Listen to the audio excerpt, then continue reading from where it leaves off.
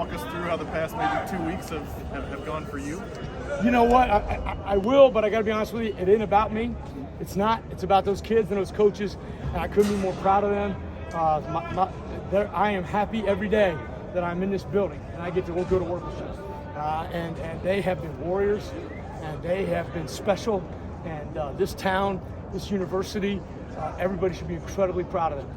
And so that's how my 2 weeks is going. I've been walking around really proud of a bunch of really, really tough young men. That was easy. All right, thanks. We're done. I'm good.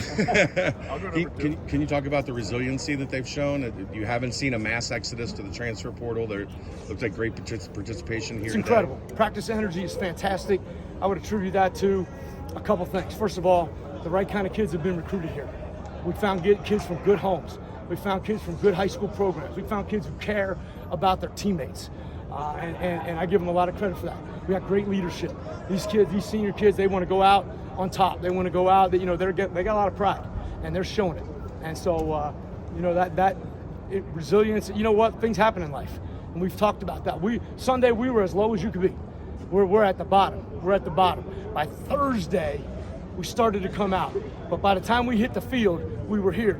And what I talk with them about is this, and it's true, right? We get to live a different life than almost anybody in the world. Our life has these ups and downs, right? We get to feel that. Other people come to watch these kids play so they can feel it. Most people's life goes like this. And if all we ever had were all the highs, then we wouldn't be any different than the guy whose life is like this. You have to sometimes have some of those to appreciate the highs. And they have come out of it. They're working their way up there so that hopefully by December 17th we find ourselves on top of the mountain. I know you don't want to talk about yourself, but what's it been like slipping back into head coaching? Well, it's been a while. I tell you this, I don't feel like a head coach. I feel like a guy who's working with a really, really top shelf group of staff guys. We're kind of all doing it together. We're pitching in, and so that's it. I just feel like a guy who's coaching the defensive backs and doing what we always do. So I don't feel any different, and I'm just really appreciative of those guys and how hard they've been coaching.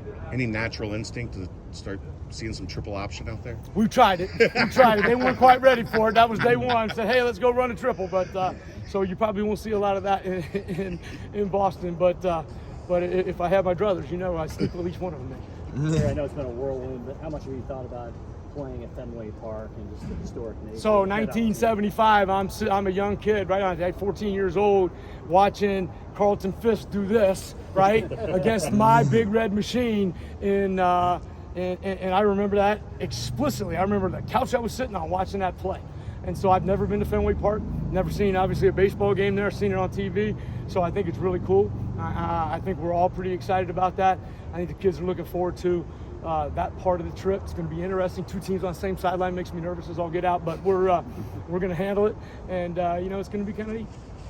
Keg of Nails back in play. Yeah. Do these kids have an understanding of what that's all about? They do now. 1929, Keg of Nails started between two fraternities, one there, one here, and the whole conversation was which team was tough as nails.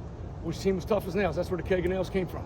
And it's been around for a long time. I was here for that rivalry game quite a few times. My first journey, since we don't play them anymore in the regular season, the kids here don't really understand it, so we made sure they understood it. And if the contest is going to be who's tough as nails, then let's go find out. That's what our kids, that's kind of what they pride themselves on. And I think it's a really cool rivalry. I think it's neat that it's part of this game. And so we have certainly talked about the Keg of Nails. What are your initial conversations with Coach Satterfield been like? Great, very positive. I really like him. He's a very nice guy. I have not had the good fortune or misfortune of coaching against him at any point in my career. So watching him do his business and getting this thing going, directing toward the Big 12, I think he's doing a really good job. He's got a different job right now than I do. I'm a little bit scattered, but we've had really good positive conversations. It really seems like a really, really nice, genuine, sincere person who's won a lot of football games. And I think that's pretty cool.